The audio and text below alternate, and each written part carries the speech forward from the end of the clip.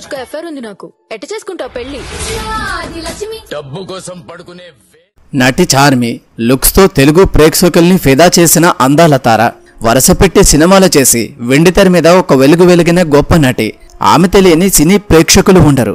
10 ఏళ్ల పాటు అగ్ర కథానాయికల లిస్టులో నిలిచిన నటి చార్మి ప్రస్తుత రియల్ లైఫ్ ఏంటి?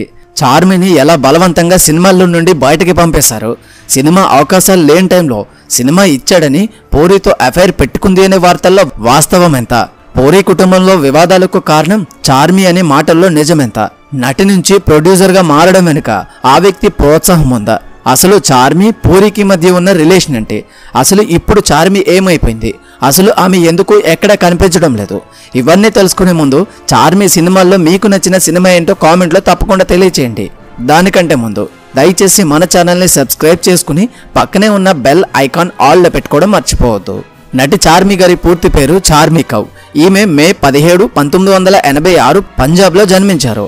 ఈమె చిన్నప్పటి నుండి చాలా యాక్టివ్గా ఉండేవారు. దీనితో తల్లిదండ్రులు తనకి ఏది నచ్చితే అది చేయమని ప్రోత్సహించేవారట. చిన్నప్పటి నుండి డ్యాన్స్ అలాగే యాక్టింగ్ క్లాసులకు కూడా అటెండ్ అయ్యేవారట. చార్మి తనకి చిన్నప్పటి నుండే యాక్టింగ్ చేయాలి అని, తనను తాను స్క్రీన్ పైన చూసుకోవాలనే కోరిక ఎక్కువగా ఉండేది. దానితో తల్లిదండ్రులకు తనకి యాక్టింగ్ వైపు వెళ్ళాలి అని ఇంట్రెస్ట్ ఉందని చెప్పడంతో తల్లిదండ్రులు తనని ప్రోత్సహించారు. ఇక పంజాబీ కుటుంబంలో పుట్టిన చార్మి గారు తన లుక్స్ తో చిన్నప్పటి నుండే అందరినీ ఫిదా చేసేవారు. ఇక తనను యాక్టింగ్ క్లాసులకు పంపిస్తూ తల్లిదండ్రులు కూడా తనని పెద్ద హీరోయిన్ గా చూడాలని కలలు కనేవారు. దీంతో తన తండ్రికి తెలిసిన ఒక వ్యక్తితో హిందీ సినిమాలో ఒక చిన్న బ్యాక్గ్రౌండ్ ఆర్టిస్ట్ గా నటించే అవకాశం వచ్చింది.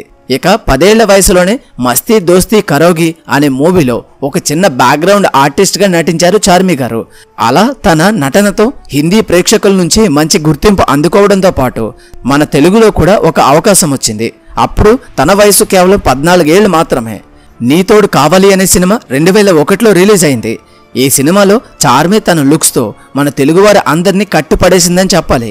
ఆ సినిమాతో మళ్ళీ వెనక్కి తిరిగి చూసుకునే అవకాశం చార్మికి రాలేదు.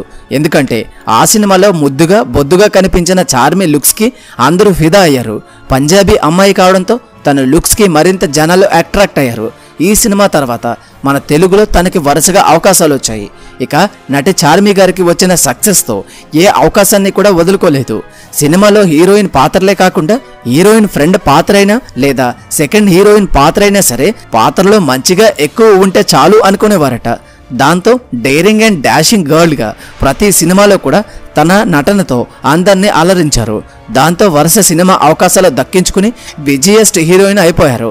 దాంతో 2001లో రిలీజ్ అయిన నీతోడు కావాలి సినిమాతో సక్సెస్ అందుకున్న చార్మి వరుసగా సినిమాల్లో నటించి కుర్రాడు వచ్చాడు నీకే మనసు ఇచ్చాడు, శ్రీ ఆంజనేయ, గౌరీ, చంటి, మాస్, చక్రం, అనుకోకుండా ఒకరోజు, అల్లరి పిడుగు, చుక్కల్లో చంద్రుడు, లక్ష్మి, స్టైల్, పౌర్ణమి, రాఖీ, లవకుశ, మంత్ర, సుందరకాండ, ఇక ఇలా వరుసగా సినిమాల్లో నటించి చాలా ఏళ్ల పాటు బిజీయెస్ట్ హీరోయిన్ గా మారిపోయింది.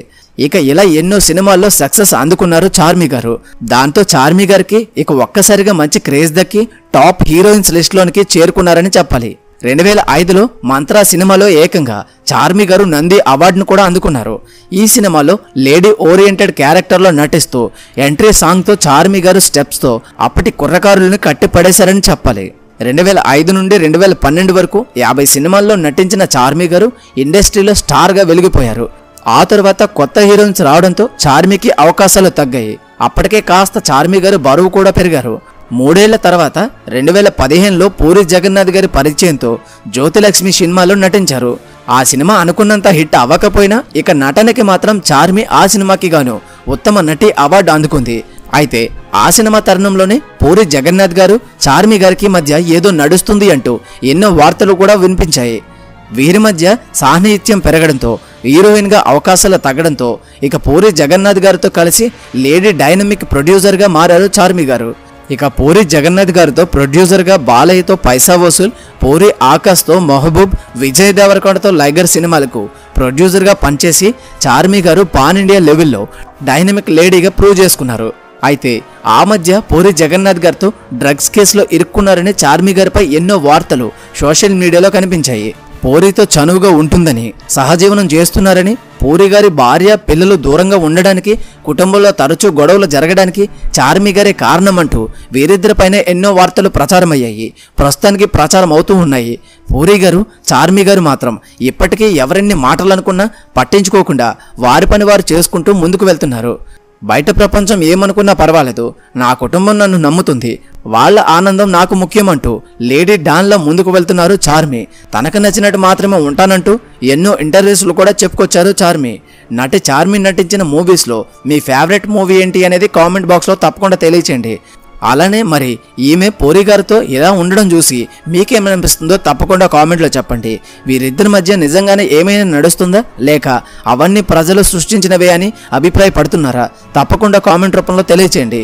అలానే ఈ వీడియోకి ఇంతే. ఈ వీడియో కనుక మీకు నచ్చినట్లయితే తప్పకుండా లైక్ చేయండి. అలాగే ఈ వీడియోని మరికొంతమందికి షేర్ చేయండి. అలాగే మన ఛానల్ని సబ్స్క్రైబ్ చేసుకుని బెల్ ఐకాన్ ఆల్లో పెట్టుకుని డైలీ వచ్చే వీడియోస్ అన్ని చూస్తూ ఎంజాయ్ చేయండి. మళ్ళీ మరొక మంచి వీడియోతో కలుద్దాం. Until then thank you, bye, జై హింద్.